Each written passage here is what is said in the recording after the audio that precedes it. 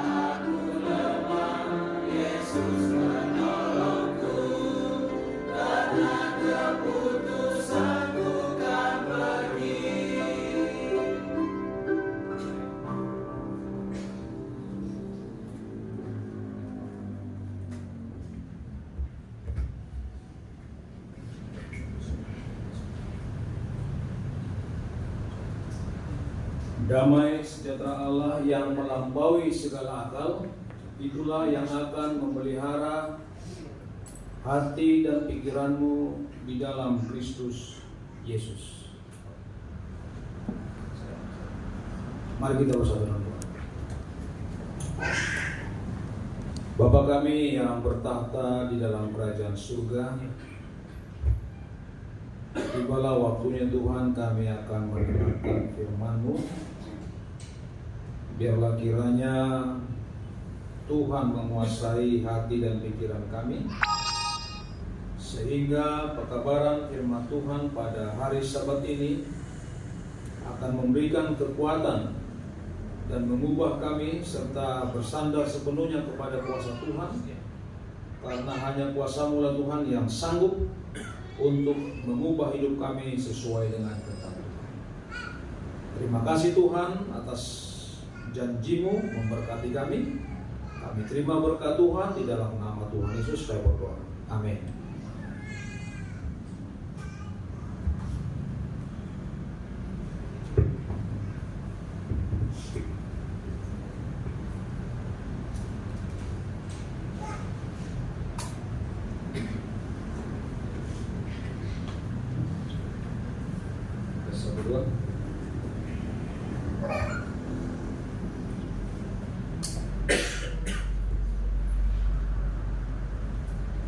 Baik, saya sampaikan selamat hari Sabat bagi kita semuanya.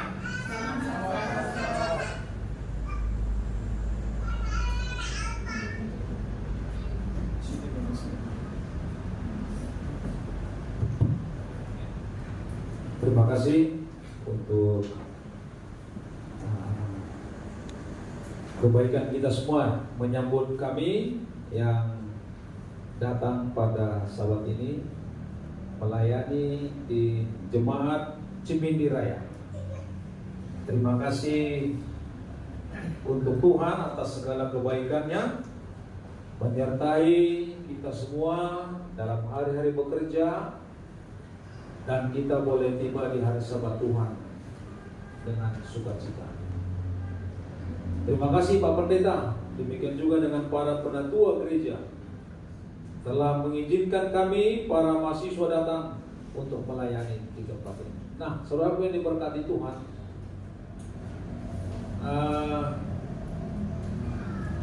ada satu kerinduan bagi saya untuk membawa anak-anak mahasiswa melayani pada hari-hari Sabat. Tentunya kami tidak melayani setiap Sabat keluar, tapi paling tidak ada rencana kami. Biasanya kami itu punya rencana dalam 1 bulan itu 1 kali akan ke Jakarta untuk melayani, dan 1 kali ada di KJB untuk melayani. Tujuannya adalah supaya kami sebagai para mahasiswa dan juga dosen dapat bersama-sama dengan anggota jemaat. Pada saat kebersamaan itulah ada muncul ide-ide ada muncul semangat bagaimana untuk melakukan pelayanan ke depan yang lebih baik lagi. Beberapa gereja di Jakarta yang kami perhatikan dan yang kami pernah layani, bahwa banyak gereja sekarang ini di Jakarta, ini hanya informasi bagi saudara-saudara, mungkin di sini tidak selalu sama semangatnya. Semangat dalam arti liturginya, tapi semangat untuk memuji Tuhan kelihatannya sama, karena Roh Tuhan adalah apa? Satu ya. Ada beberapa di Jakarta yang sekarang ini trennya tidak lagi mengumpulkan persembahan secara langsung oleh diakon ke depan. Tetapi mereka banyak, tidak semua, yang langsung sistem transfer, baik persepuluhan dan juga apa? Persembahan terpadu. Saya tanya, ketika program ini belum dilaksanakan dan setelah dilaksanakan, bagaimanakah jumlah persepuluhan atau unit pemberinya? Bertambahkah atau memang itu saja orangnya? Lalu mereka katakan, Pak Pendeta itu katakan, ya kadang bertambah, kadang menurun. Namanya persepuluhan pendeta. Tidak selamanya selalu ada apa? Ada dapat berkat-berkat yang tentu. Oke, bagus. Bagaimana dengan persembahan terpadu? Puji Tuhan, setelah kami melakukan persembahan terpadu tanpa dikumpulkan, persembahan kami menanjak cepat. Wah, bagus juga ini untuk dikomunikasikan. Mudah-mudahan bagi para PHD yang melihat hal itu menjadi motivasi, analisa bagi mereka bagaimana ke depannya untuk mendorong anggota jemaat dapat memberikan yang terbaik kepada Tuhan. Dan ada juga gereja itu, saudara-saudara, mereka sangat strict dengan acara. Dan ada juga gereja itu bisa berkompromi dengan acara-acara yang dilaksanakan. Banyak hal yang dipelajari oleh para PHD ketika berkunjung ke gereja. Dan memang untuk itulah saya punya kerinduan membawa mereka.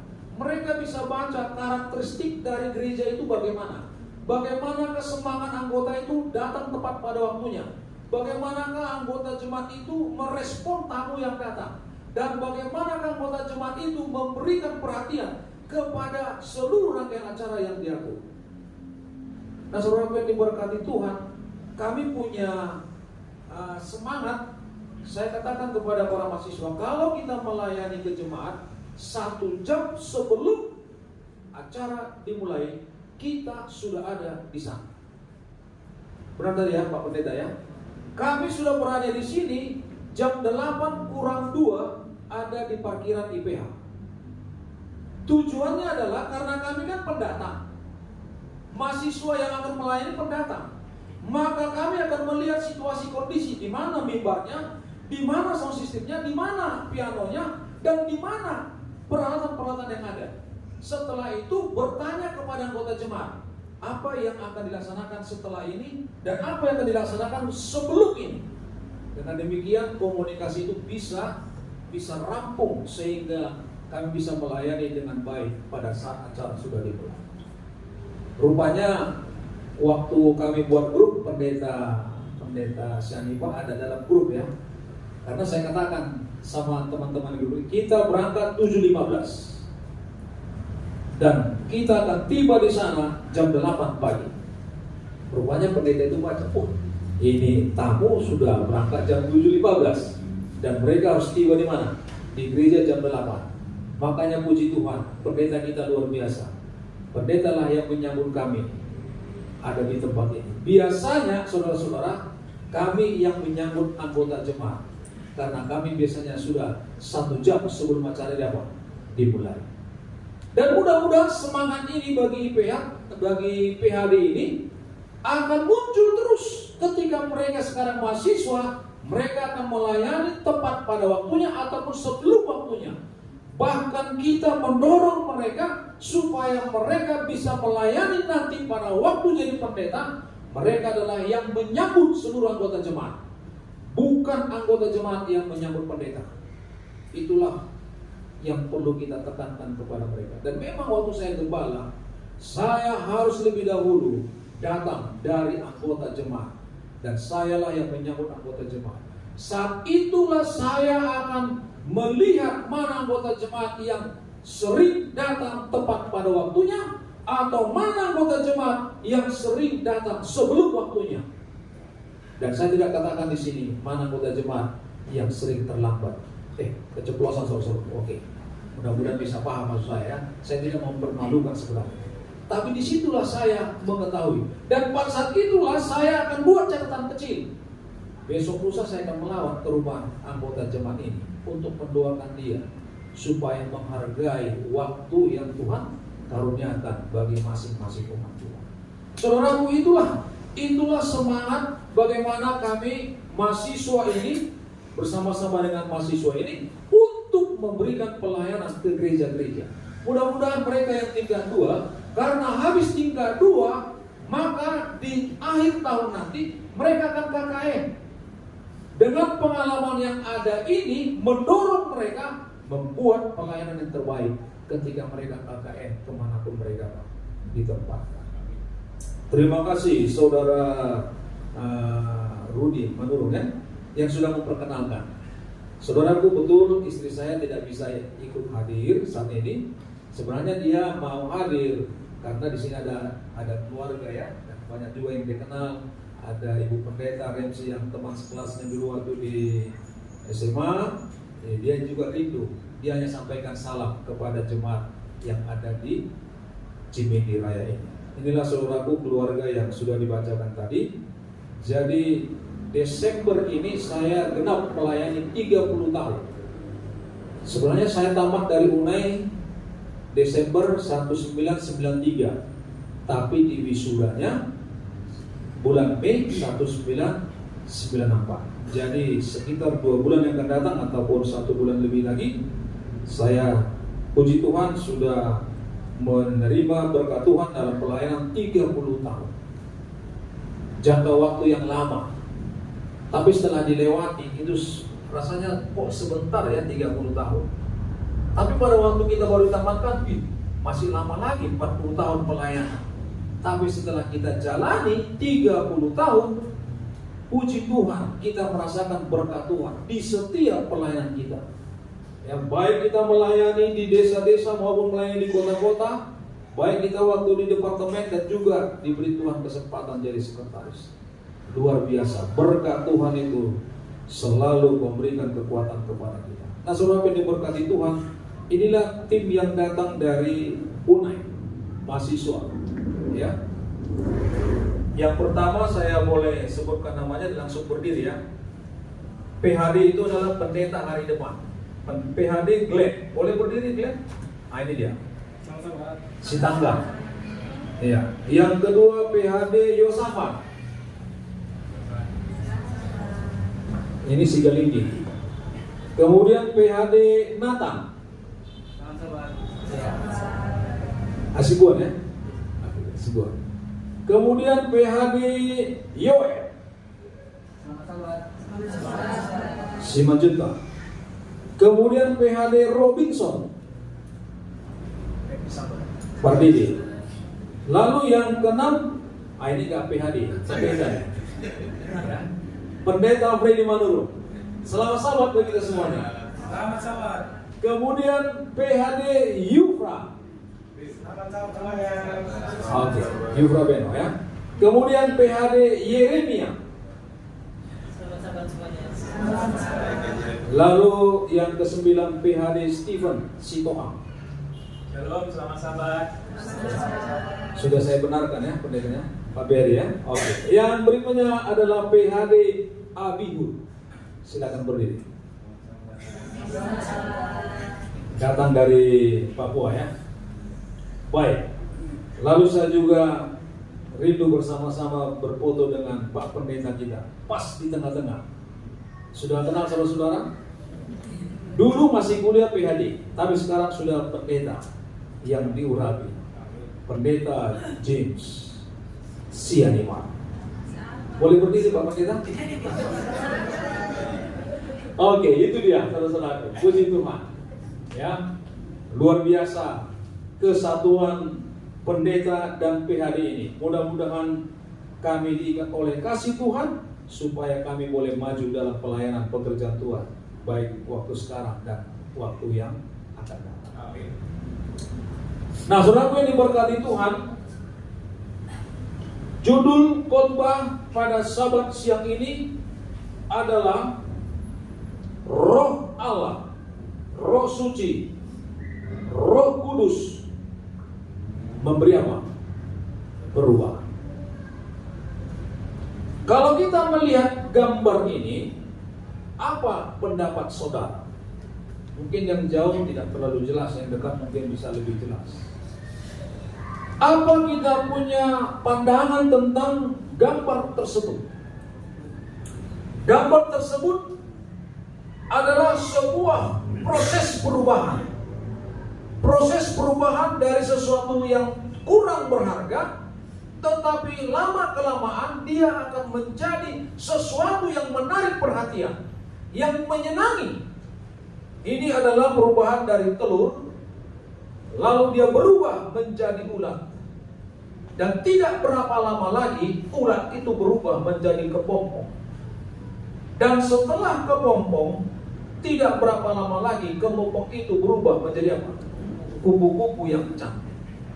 Pada waktu dia menjadi telur, orang sangat sepele lihat telur ini. Bisa saja dibuang, dipisahkan, diasingkan, bahkan bisa saja diinjakkan demikian supaya hancur dan lain sebagainya. Tetapi ketika telur itu berubah menjadi ulat, orang pada menyisih dari ulat itu karena takut akan apa? Gatal nanti kalau kesentuh dengan ulat itu. Ada juga orang yang jijik, dia akan berusaha menjauh dari ulat itu, saudara. Tetapi setelah ulat itu berubah menjadi kepompong, orang tidak berusaha untuk jauh, hanya mencoba dia menunggu waktu yang tepat, kapan itu kepompong berubah. Hari demi hari orang tersebut akan melihat bahwa daunnya akan terkelupas, lambat laun akan berubah dan terkelupas, akhirnya hilang. Tiba-tiba besoknya orang itu melihat tidak ada lagi kepompong di situ karena sudah berubah menjadi kupu-kupu dan dia akan terbang. Nah, saudaraku yang diberkati Tuhan, apa yang saya mau tekankan dari ilustrasi ini adalah bahwa Tuhan menjadikan sesuatu yang lebih baik lagi lewat kupu-kupu ini dari sesuatu hal yang kurang bernilai, tetapi seiring waktu berjalan dia sangat diminati, sangat disenangi. Kalau kita mau aplikasikan dalam kehidupan kita, saya mau katakan jangan pernah orang menghakimi kehidupan seseorang. Jangan pernah ada orang mengatakan istilah orang kami sana, ku kenalnya kau dulu, katanya. Jangan sampai kita katakan begitu, mengejas, menghakimi seseorang. Karena Tuhan itu adalah Tuhan yang Maha Pengasih dan Maha Penyayang, yang akan memberikan perubahan, yang akan memberikan yang terbaik dalam kehidupan seseorang. Boleh jadi dia waktu masih kecil hidupnya sangat sederhana, orang tuanya mungkin berkekurangan, tapi seiring waktu berjalan Tuhan memberkati mereka, anak ini pun bertumbuh sehat, dia punya pendidikan, dan akhirnya Tuhan memberikan berkat-berkat yang limpah kepadanya. Nah, saudara yang diberkati Tuhan, saudara dan saya boleh jadi punya pengalaman masa lalu yang buruk, boleh jadi punya masa lalu yang baik, tetapi kita selalu berdoa kepada Tuhan, Tuhan ubah kami, Tuhan berkati kami, supaya kami lebih baik lagi hari ini, lebih baik dari yang kemarin, dan harapan kita besok akan lebih baik lagi. Amin, saudaraku. Baik. Nah, satu pertanyaan yang saya sampaikan kepada kita adalah, apakah tandanya kehidupan yang dipimpin oleh Roh? Saudaraku yang diberkati Tuhan, kalau kita mau bertanya dalam diri kita sekarang ini, apa sih perubahannya saudara mencari seorang pengikut Tuhan yang berani sabat dengan orang yang tak berani sabat? Atau karakter kita lebih rendah lagi dari orang yang tidak memelihara sabat? Kita selalu berdoa bertelur memohon kepada Tuhan. Bahkan ada orang yang berdoa jam 12 malam, ada orang yang berdoa pagi-pagi subuh. Untuk apa? Supaya kita dipenuhi dengan Roh Kudus. Maka kita harus memberi jawaban yang pasti dari pertanyaan ini.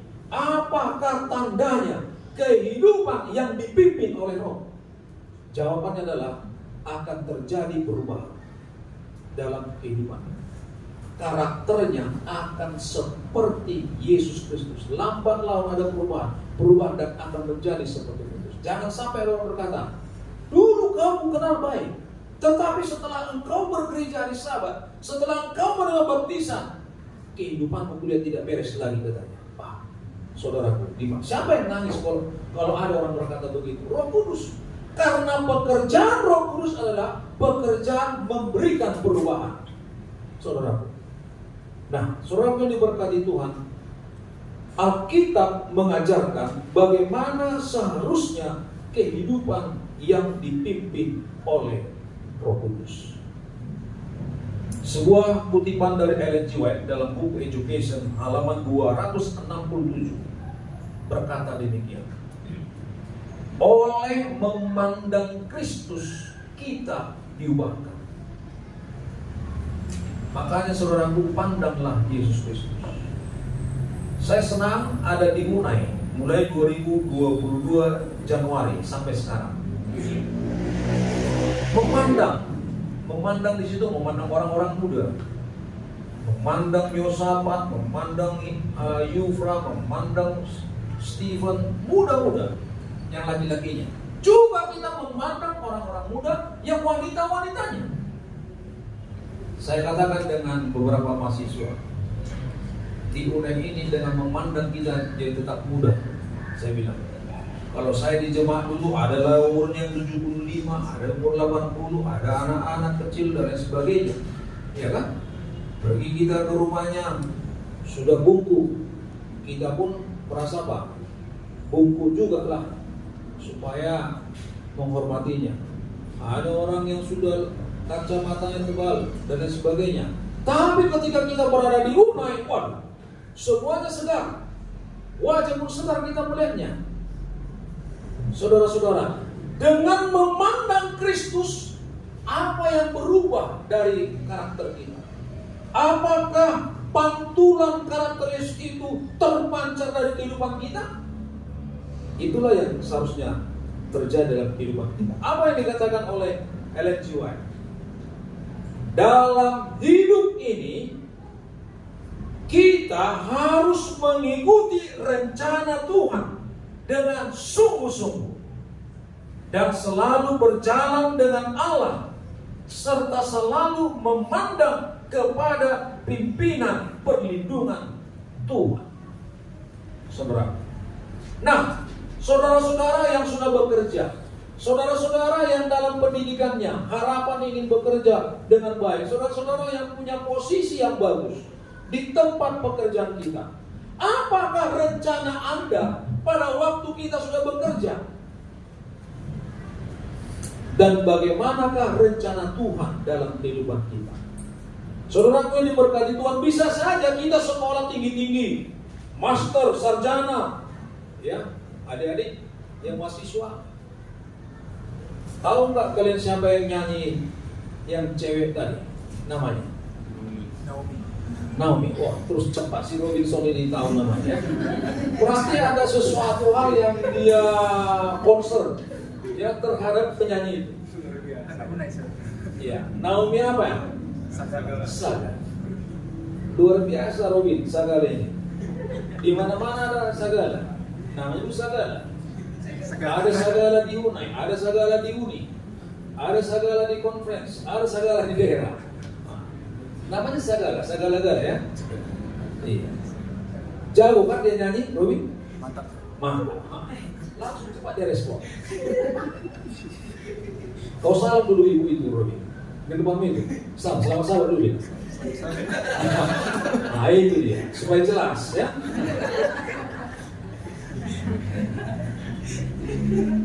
Itu ibunya. Oh iya. Saya tidak tahu. Yang tadi itu Robin yang menyanyi itu, ini saya katakan lalu Robin karena dia tadi yang interest langsung jawab ya kan, spontanitas tanpa pikir panjang. Karena sudah diingat-ingat itu biasanya ya. Yang nyanyi tadi itu mahasiswa UNAI. Kenal Pak ya? Oh ya, bagus banget. Ya, dia nurse. Bisa ke Amerika itu. Nah, kalau nurse bisa kerja dan lain sebagainya. Begitu Bu ya. Harapannya ke Amerika ya. Iya. Itu tahu ibu ke Amerika. Tahu juga pendeta ini karena banyak segala di mana di Amerika. Oke. Baik saudara diberkati Tuhan. Kadangkala sering kita ketika anak kita begini, ketika kita berumah tangga, anak maunya begini, jumlahnya sekian, maunya tidak sekolah, lalu kerja, dia ke sana, dia kemari, berhasil nanti anakku itu rencana kita. Tapi saudara-saudaraku, tidak selamanya rencana kita itu berjalan sesuai dengan harapan kita. Ada seorang dokter gigi yang saya kenal, banyak duitnya. Ketika saya pernah jadi gembala jemaat di gereja itu, saya katakan kepadanya, anaknya masih kecil-kecil dulu waktu saya gembala jemaat di situ. Dokter, kira-kira apalah rencana dokter dengan anak-anak dokter ini? Ada 5 anaknya, ramai banget ya. Lalu dia katakan, pendeta, anak saya ini saya akan sekolahkan tinggi-tinggi, akan menjadi bidan, akan menjadi dokter gigi katanya. Kenapa begitu? Oh iya, di sini banyak rezeki berkat Tuhan. Saya akan jadikan dia dokter gigi, dan saya akan jadikan dia bidan atau perawat. Jadi konsentrasi dokter gigi adalah untuk kesehatan, karena dia lihat bahwa semakin banyak manusia ini nanti akan apa? Sakit. Itulah pemandangannya. Dulu saya gembala jemaat di tempatnya. Oh, luar biasa dia memandang ke depan. Dari mana dokter bisa memprediksi bahwa orang nanti banyak yang sakit? Pendeta, kan firman Tuhan sudah katakan bahwa di akhir zaman orang akan seperti di zaman Nuh, makan dan minum pesta pora. Itulah yang membuat orang apa? Sakit. Jadi orang sekarang ini saya lihat sudah suka makan coklat, makan yang manis-manis. Makanya anak saya punya dokter gigi. Kenapa? Banyak nanti gigi orang yang rusak. Masih kecil, lihat tuh pendeta, masih kecil sudah makan coklat, ya rusak lagi giginya. Betul juga saya pikir. Nah, setelah dia besar, ketemulah kami sekitar 3 tahun yang lalu. Dokter, bagaimana anak-anak semua? Itulah pendeta, tidak seperti yang saya harapkan katanya. Saudara, luar biasa. Kenapa saya bilang begitu? Iya, saya harapkan dia bidan di kota, menikah dia di kampung dia tinggal katanya. Jadi perkebunan sawit, nggak tahulah bidannya itu kemana dibuatnya nanti katanya. Datang lagi nanya dokter, menikah lagi sama calon pengusaha yang nggak jadi pengusaha. Akhirnya istrinya dia apa? Yang harusnya dokter gigi jadi guru, lari. Begitulah harapan. Tidak seperti yang diharapkan terjadi. Nah, saudara yang diberkati Tuhan, dalam kutipan ini dengan jelas mengatakan dalam hidup ini kita harus mengikuti rencana Tuhan. Pertanyaannya adalah, pernahkah kita bertanya kepada Tuhan melalui doa dengan dorongan Roh Kudus? Kita bertanya, Tuhan, apakah rencanamu dalam hidupku? Atau yang sering terbalik adalah, Tuhan, ini rencanaku, jadilah Tuhan seperti yang ku kehendaki. Saudara, kita jarang bertanya terhadap rencana Tuhan, tapi kita selalu mengusulkan rencana kita kepada siapa? Kepada Tuhan. Jangan terbalik, saudara. Yang pasti dalam buku Yeremia mengatakan, rancangan Tuhan adalah rancangan damai sejahtera. Dia tahu apa yang terbaik bagi saudara dan saya. Itu makanya saudaraku, saya pun tidak tahu heran kenapa orang tua saya melahirkan anak 4 kali. Waktu itu saya tanya kepada mama saya, kenapa kami 4 supaya cepat-cepat katanya. Karena dalam 5 tahun 4 anaknya saudaraku. Luar biasa mama kami itu. Saya lahir tahun 70, adik saya tahun 72, adik saya nomor 3 tahun 73, adik saya nomor 4 tahun 75. 70 sampai 75, 4 anaknya. Hebat, saya pikir. Kenapa cepat-cepat? Ya supaya cepatlah, gak usah lagi nanti melahirkan lagi katanya. Wah, bagus rencana. Tapi saudaraku, begitulah beda rencana ini. Mereka rencanakan begitu, harapan-harapan mereka begini. Tetapi buntutnya saudaraku, ya mereka tidak tahu apa yang terjadi di depan. Kenapa? Karena waktu saya umur 10 tahun, kelas 3 SD, papa saya itu meninggal. Seorang janda lah yang membesarkan kami berempat. Dia bekerja dengan keras untuk anak-anaknya yang 4 ini. Seorang ibu, rencananya bagus. Tapi setelah saya umur 15 tahun, kelas 3 SMP, saudaraku, mama saya pun meninggal. Lalu saya bertanya-tanya kepada Tuhan, Tuhan, apanya rencana? Apanya rencanamu Tuhan? Sehingga kehidupan ini sangat-sangat menyulitkan. Saya kelas 3 SMP, adik saya nomor 2 kelas 1 SMP, adik saya nomor 3 kelas 6, adik saya nomor 4 kelas 4 SD. Dua-dua sudah meninggal. Ngeri perjalanan hidup ini saudara-saudara. Tapi saya nggak mau cerita yang ngeri-ngeri lah, ya kan? Cerita bahwa Tuhan memberkati itu saja intinya. Entah bagaimana caranya, ya Tuhanlah yang tahu caranya. Kami pun saat itu tidak tahu caranya bagaimana, tapi jalani aja. Iya kan? Tidak ada uang, narik becak pun jadi becak kayu di kota Medan. Gini-gini saya tidak narik becak saya. Saya bagaimana juga memperwah dengan kan ya, supaya dia tahu juga memperhatikan kan gitu. Adik saya juga ada yang semir sepatu. Karena kami semuanya SMP dari SD dan SMP dari Veteran, dekat ke Sambu. Jadi pulang dari Veteran ke Sambu, semir sepatu sampai sore. Ada yang jual kue. Pulang ke rumah sudah malam. Narik becak setengah hari. Sampai di rumah sekolah sahabat. Berapa dapatmu? Sisanya sudah dapat, berikan bagian Tuhan. Sisanya gunakan untuk kehidupan. Saudara-saudara, rencana orang tua bagus banget sampai 4 anaknya. Kalau tahu mereka akan meninggal cepat, saya yakin gak sampai 4 anaknya, mungkin 2 atau 1. Toh juga nanti kita meninggal, katanya kan gitu. Tapi gak tahu mereka. Saudara yang diberkati Tuhan, bagaimanakah rencana Tuhan dalam kehidupan kita? Kadang-kala Tuhan izinkan sesuatu yang sedikit menyusahkan kita, tapi bisa mendewasakan kita. Makanya kalau ada mahasiswa yang susah, tenang, berdoa saja, Tuhan akan kasih berkat. Buktinya saya pernah disuruh keluar dari UNAI dulu. Mau kemana lah saya keluar dari UNAI saya? Karena dibilang disuruh di Tambunan dulu. Saudara Freddy Manuruk, utang banyak, tolong dilunasi. Pulang dulu lah benar. Mau kemana lah aku pulang, saya pikir. Mau pulang ke rumah, orang tua pun tak ada. Tapi singkat cerita, saya dibawa kawan ke Jakarta. Di Jakarta lah saya mendapat berkat Tuhan itu. Sehingga dia katakan, udah pulang saja Pak Pendeta. Bereslah nanti bilang pendeta di UNAI. Sampai saya di UNAI hari Minggu, hari Senin, hari Selasa, saya tanya, BO, oh sudah lunas uang sekolah, uang kuliah. Aduh, puji Tuhan. Saudara, luar biasa. Itulah berkat-berkat Tuhan. Sementara kita menjalani kehidupan itu, disitulah kita melihat ada rencana agung Tuhan dalam perlindungan umat-umat Tuhan. Saudara yang berkati Tuhan, jemaat Cimindi Raya.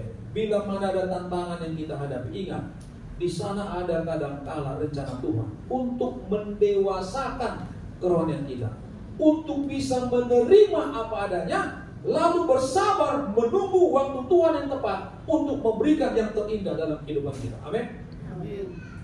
Nah, saudara ini berkati Tuhan, hidup oleh roh dan di dalam roh akan menghasilkan penurutan dan kesetiaan di dalam Tuhan. Kalau kita berdoa kepada Tuhan, meminta Roh Kudus di menuntun kita, maka akan kelihatan buahnya. Hasilnya apa itu? Penurutan dan kesetiaan dalam Tuhan. Bukan perlawanan kepada Tuhan, tetapi penurutan. Karena apa? Karena Roh Tuhan mengajari kita untuk menurut dan setia kepadanya. Nah, saudaraku, di sini ada ayat dari firman Tuhan dari Mazmur 92 ayat 13 sampai ayat yang ke-16. Demikian firman Tuhan. Orang benar akan bertunas seperti pohon korma, akan tumbuh subur seperti pohon aras di Libanon. Mereka yang ditanam di bait Tuhan akan bertunas di pelataran Allah kita.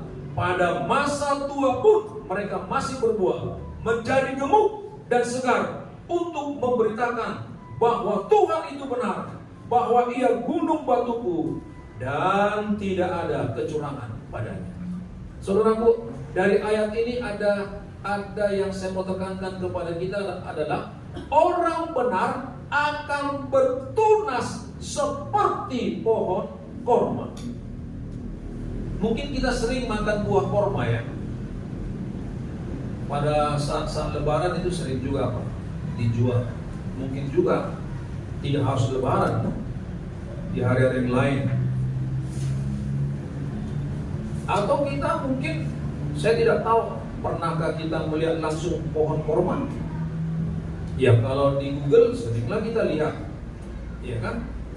Tapi yang aslinya mungkin saja sudah ada dari antara kita, atau mungkin belum ada. Tapi yang saya mau sampaikan di sini adalah bukan fisiknya, tetapi makna rohani, pelajaran yang kita dapatkan dari pohon korma.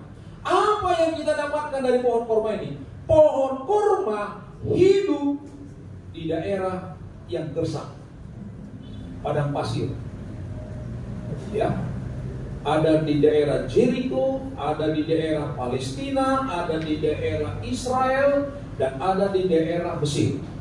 Di daerah-daerah yang saya sebutkan ini, itu sekitarnya adalah padang gurun, padang pasir, saudara. Tetapi pohon korma ini dapat hidup di tempat itu. Beberapa bulan yang belum datang hujan, di Unai semua rumput sudah kering, hijau, apa? Coklat.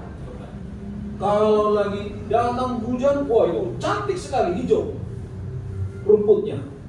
Tapi beberapa waktu yang lalu, ketika hujan tidak datang 4 bulan, itu rumput berubah dari hijau menjadi apa? Coklat. Lalu kami bercerita, mana Unai yang indah dulu? Rupanya yang indah itu bisa berubah oleh karena hujan tidak datang, saudara. Tapi setelah ada datang hujan, sudah menjadi apa? Hijau kembali. Nah, saudara ini berkati Tuhan, pohon korma ini bisa hidup di sekitar padang pasir, banyak batu-batu. Lalu saya mencoba bertanya kepada orang yang paham dengan hal itu, kenapa ini korma bisa hidup di daerah yang begini gersang? Lalu dia ceritakan, ini pohon korma memang dia tumbuh di daerah seperti ini. Karena sekalipun kelihatannya padang pasir tidak ada air, maka akarnya itu akan tembus terus ke dalam. Kalau memang ada air 1 meter, 2 meter di dalam, maka pohon korma akarnya itu akan terus mencari air yang ada di dalam apa? Di dalam tanah. Kalau rumput, dia harus ada di permukaan air, di permukaannya harus ada air supaya tumbuh. Kalau tidak ada air, maka dia akan kering. Tapi pohon korma tidak hanya ada di atas air, tetapi kalau ada di bawah, akarnya akan mengejar air itu sampai dapat. Jadi kelihatan di atas gersang, tapi di dalam ada air, maka korma bisa mendapatkan kehidupan dari yang kelihatan yang gersang. Saudaraku yang diberkati Tuhan, korma hidup di daerah yang gersang, maka orang benar akan bertunas seperti pohon korma. Artinya apa? Orang benar itu akan tahan uji, baik dalam kesusahan dan penderitaan. Karena di balik kesusahan itu, yang kelihatannya susah, ada Yesus sumber air kehidupan. Itulah yang dicari oleh orang benar. Sampai ketemu Yesus. Kalau sudah ketemu Yesus, dia akan bertumbuh dan menghasilkan buah yang segar. Saudara yang diberkati Tuhan, salah satu kelebihan buah korma adalah gulanya tinggi. Lalu saya coba aplikasikan itu kepada perjalanan Yesus dari Bethlehem sampai ke Mesir. Apa yang dia makan di perjalanan? Itu sepanjang perjalanan, saudara-saudaraku, kalau kita pernah pergi ke sana, itu padang pasir semua. Tentunya tidak ada makanan di tengah jalan. Apa yang mereka makan? Apa yang mereka siapkan? Saya punya keyakinan bahwa mereka membawa buah korma. Karena memakan 2 biji buah korma itu sama dengan makan nasi 1 piring ditambah 1 piring lagi. Kualitasnya sama. Seandainya si Yusuf dan si Maria ini marga manurung, mungkin saja dia nggak tahan hidup dalam perjalanan itu. Kenapa? Karena dia harus cari apa? Nasi. Tapi untunglah dia nggak marga manurung. Ya, dia adalah orang Israel, sehingga mereka bisa makan buah korma tanpa makan nasi. Sampai, saudaraku, jadi cukup makan 2 buah korma itu sudah bisa kekuatannya 1 hari tanpa makan nasi. Saudaraku, kekuatannya sama. Jadi jangan sepelekan orang yang makan buah korma. Dia bisa kerja dengan keras dan dia bisa jalan sejauh-jauhnya. Makanya orang yang banyak makan nasi nggak kuat dia jalan. Karena setelah dia makan nasi banyak, sebentar lagi dia akan tidur, ngantuk. Kenapa? Karena sudah kenyang perutnya. Nah, saudara yang diberkati Tuhan, lagi poin yang berikutnya dari sini adalah akan tumbuh subur seperti pohon aras di Libanon. Ada apa dengan pohon aras di Libanon, saudara? Pohon aras di Libanon ini bisa tumbuh sampai ratusan tahun usianya. Dan inilah yang disebut dengan evergreen, hijau sepanjang masa. Kenapa? Baik kemarau dan musim hujan, daunnya tetap hijau. Saudaraku, makanya orang benar, baik musim kemarau, paceklik, maupun musim hujan, banyak rezekinya, umat Tuhan akan tetap segar sepanjang masa. Amin. Amin. Itulah orang benar, tandanya dia. Jadi orang benar, kata pemazmur sini, dia akan seperti pohon korma dan seperti pohon aras Libanon. Dia akan tahan uji. Bahkan dikatakan dalam kalimat yang berikutnya, pada masa tua pun mereka masih berbuah, menjadi gemuk dan segar. Itulah ciri khas orang benar yang dipenuhi dengan Roh Kudus. Baik, saudaraku yang diberkati Tuhan, hidup oleh Roh adalah kebutuhan kita selamanya. Kebangunan rohani dan reformasi adalah sejalan dan dikendalikan kuasa Roh Kudus. Kalau kita mau terjadi kebangunan rohani, kalau kita punya komitmen mengadakan reformasi dalam kehidupan kita, maka kuasa Roh Kuduslah yang akan mengendalikan kita. Kita punya tekad oke, tapi besok lusa tekad kita itu bisa terhapus, saudara. Tetapi kalau kita berserah kepada kuasa Roh Kudus, maka Roh Kuduslah yang akan mengendalikan kita, dan tekad kita itu pun akan berjalan dengan baik. Lalu Ellen G. White juga mengatakan, jika Kristus tinggal di dalam hati, maka semua tabiat akan diubahkan. Roh Kristus dan kasih-Nya akan melembutkan hati, menaklukkan jiwa, meluruskan pikiran, keinginan tertuju pada Allah saja. Kebahagiaan sejati halaman 83. Saudaraku, inilah kontrasnya orang yang diubahkan oleh Roh Kudus, oleh Roh Kristus dan kasih-Nya. Orang itu akan melembutkan hati. Yang dulunya mungkin dia cerewet, Tetapi setelah Roh Kudus ada dalam hatinya, dia menjadi orang yang lemah lembut, menaklukkan jiwa. Dia orang yang keras, tak bisa diajari. Tetapi setelah ada Roh Kudus, maka takluklah jiwanya, meluruskan pikiran, tulus pikirannya, saudara, tidak bercabang-cabang. Manusia sekarang ini banyak kali cabangnya, saudara. Mau jadi inilah, mau buat inilah, mau buat ini. Saudara, tapi setelah Roh Kudus ada, maka dia akan meluruskan pikiran kita. Tujuan saya hidup di dunia ini adalah untuk keselamatan. Misi dari surga adalah misi keselamatan. Tidak banyak, saudara. Biarlah sementara kita berjalan dalam misi keselamatan itu, Tuhan yang akan mengatur kita dengan rezeki-rezeki yang Dia akan siapkan kepada masing-masing kita. Saudaraku yang diberkati Tuhan, dalam buku Ministry of Healing halaman 37 berkata demikian, kita seharusnya berbeda dari dunia. Kenapa? Karena Tuhan telah memeteraikan kita. Tuhan menyatakan dirinya melalui karakter kita. Penebus itu menutupi kita dengan kebenarannya.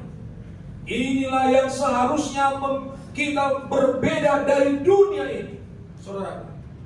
Ya, kita tidak sama dengan dunia ini. Roh itulah yang akan membuat perbedaan kita dari yang lain. Kenapa? Karena Tuhan telah memeteraikan kita. Apa maksudnya memeterai? Tabiat Allah itu sudah menjadi cap bagi kita selamanya. Kalau namanya meterai sah, saudaraku, kita adalah milik Tuhan. Jadi kalau sudah Roh Kudus ada dalam hati kita, maka kita sah menjadi apa? Milik Tuhan. Tidak lagi berubah. Kalau Roh Kudus tetap ada dalam hati kita. Tuhan menyatakan dirinya melalui karakter kita. Orang mau melihat Tuhan dari mana? Bisakah orang melihat Tuhan? Tetapi Matius pasal 5 mengatakan, berbahagialah orang yang suci hatinya, karena dia akan melihat siapa? Tuhan. Bolehkah kita melihat Tuhan? Boleh, dari karyanya. Bolehkah orang melihat Tuhan dalam diri kita? Boleh, dari karakter kita, dari perbuatan kita. Jadi tidak perlu kita pergi ke surga melihat Tuhan bagaimana baiknya. Tuhan sudah menitipkan karakternya itu kepada saudara dan saya. Maka orang akan bisa melihat Tuhan dalam hidup kita. Amin. Penebus itu menutupi kita dengan kebenarannya. Itulah karakter Tuhan yang menutupi kehidupan kita. Jadi bukan tampilan kita lagi, tetapi sudah tampilan Tuhanlah yang ada dalam kehidupan kita. Sebagai ayat yang terakhir, saudara, dikatakan dalam ayat inti yang sudah dibacakan, Galatia 2:20, namun aku hidup, tetapi bukan lagi aku sendiri yang hidup, melainkan Kristus yang hidup di dalam aku. Dan hidupku yang kuhidupi sekarang di dalam daging adalah hidup oleh iman dalam Anak Allah yang telah mengasihi aku dan menyerahkan dirinya untuk aku. Saudaraku yang diberkati Tuhan, dulu namanya Saulus, tetapi setelah Tuhan menjamah dia, sinar Tuhan menyorot kepada matanya, itulah yang mengubah Saulus menjadi apa? Menjadi Paulus. Makanya Paulus katakan, aku hidup, tetapi bukan lagi aku sendiri yang hidup, melainkan Kristuslah yang hidup di dalam aku. Seandainya perkataan Paulus ini kita meteraikan, kita capkan di dalam hati kita, aku hidup, tetapi bukan lagi aku sendiri yang hidup, melainkan Kristus yang hidup di dalam aku. Saya kita percaya jemaat Cimindi akan diberkati oleh Tuhan. Amin. Bila mana kita meninggalkan kebiasaan masa lalu kita, tetapi kita mengatakan bukan aku lagi yang hidup, tetapi Kristuslah yang hidup dalam aku. Tetapi bukan dengan kata-kata saja, saudaraku, itu akan tercermin, terpantul di dalam apa? Karakter kita. Saudara-saudara, bagaimanakah ini bisa berubah? Saya buat satu ilustrasi kepada kita, saudara. Ini ada sebelah kanan kita ya. Sebelah kiri kita ada gelas. Lalu di sebelah kanan ada gelas juga berisi gula dan ada sendok. Kalau kita cicip air itu, saudara, kita cicipi air itu, apa rasanya air itu, saudara? Tidak berasa, ya, nggak ada rasa. Tetapi kalau kita gunakan sendok mengambil 1 sendok gula, lalu kita masukkan ke gelas yang berisi dengan air. Masih kelihatan gulanya, saudaraku? Masih kelihatan. Kita tahu ini air, itu gula. Tapi kalau kita aduk, saudaraku, kita aduk dia, kita putar dia, maka gula itu akan berputar-putar. Setelah makin lama gula itu akan semakin kecil dan semakin kecil, bahkan kalau kita aduk terus, maka gula itu pun akan larut dalam apa? Air. Setelah kita cicipi airnya, apa rasanya, saudara? Manis. Kenapa dia bisa manis? Airnya. Karena dia sudah menyatu dengan apa? Pertanyaan, di mana gulanya? Saudara, kemana gula benda padat itu ketika kita aduk dia dengan air? Gulanya tak kelihatan, tetapi hasil gula itu bisa dirasakan. Amin, saudaraku. Amin. Apakah makna dengan judul khotbah Roh Kudus, Roh Allah, Roh Suci, pembawa perubahan? Roh tidak kelihatan dalam diri saudara dan saya, tetapi roh bisa dirasakan dalam kehidupan kita. Makanya ada buah roh: kasih, kelemah lembutan, sukacita, kebaikan, kesetiaan. Saudara, itulah tandanya bahwa roh itu sudah menyatu dalam kehidupan kita. Tetapi selagi roh itu berada di luar dari kehidupan kita, maka kita tidak memiliki rasa. Tetapi ketika roh itu sudah menyatu dalam diri kita, roh tidak kelihatan, tapi kita tahu ada roh dalam diri. Saudaraku yang diberkati oleh Tuhan, mari kita terus berdoa dan berdoa, meminta roh Tuhan berkuasa. Kosongkan pikiran kita dari rencana-rencana yang indah itu, tetapi mintalah kepada Tuhan, Tuhan, rencanamu-lah yang jadi dalam hidupku.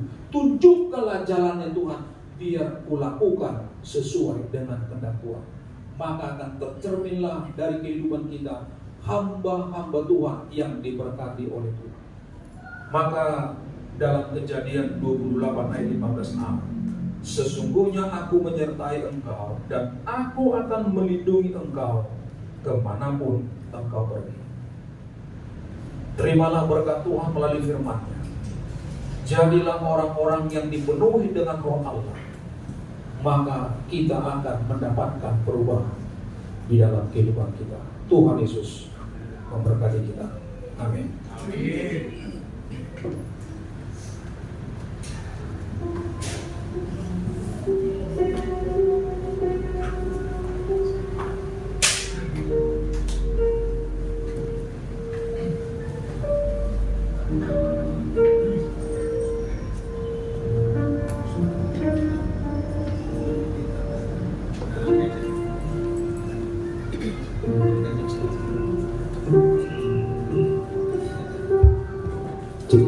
Untuk melanjutkan firman Tuhan, kita sama-sama bangkit berdiri. Kita akan membuka buku lesson kita nomor 224. Apa kita hidup dekat Yesus sambil berdoa persembahan.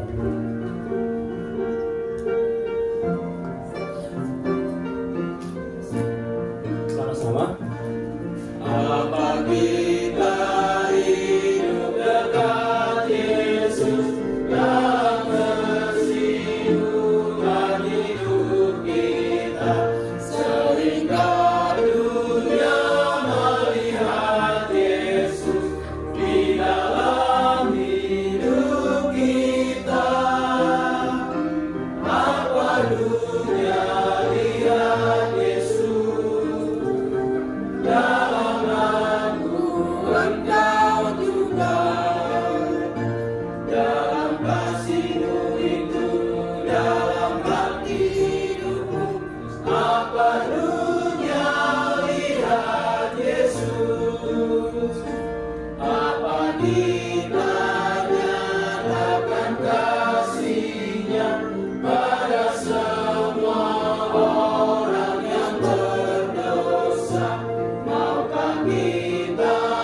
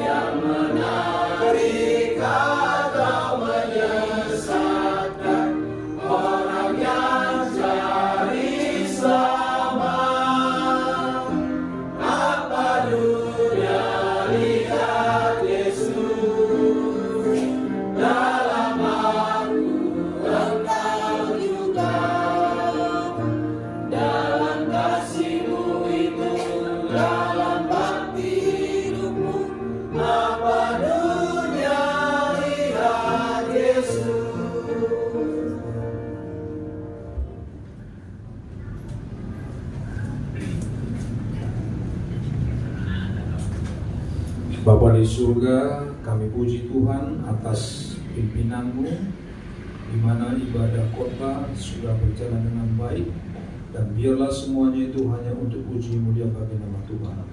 Kami juga sudah kumpulkan persembahan, biarlah Tuhan persembahan ini dapat menunjukkan cinta kasih kami kepada Tuhan dan boleh digunakan untuk melayani pekerjaan Tuhan. Maka pekerjaan Tuhan dan pelayanan di Jemaat Cimindi Raya ini akan semakin maju dan banyak jiwa-jiwa yang boleh dituntun kepada Tuhan. Inilah doa kami Bapa, kami persembahkan doa ini di dalam nama Tuhan Yesus. Amin.